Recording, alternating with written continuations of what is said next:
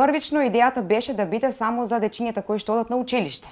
Но се појави огромен интерес, така што направивме и дел каде што ќе бидат опфатени и помалите, а поголемите дечиња ќе играат најразлични игри, не само и тие старински или бабински игри што сме ги играле, значи тука офаќаме керна, ластик, народна, што мислам дека ја знаат многу дечиња.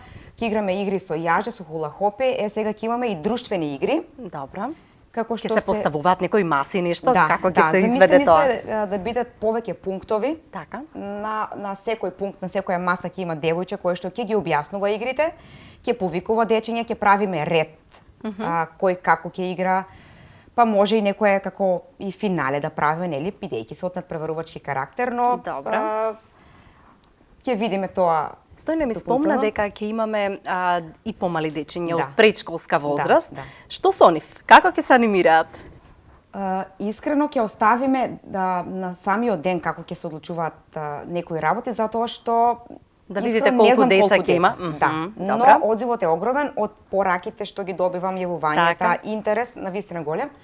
За нив првично имаме замислено да цртаат, да бојат. Добра. Некоја креативна работилница. Имаме креди кои што ќе имат едно отворено големо платно да се изразат. Дечињата, па зошто да не да ги вклучиме и во некој од игрите.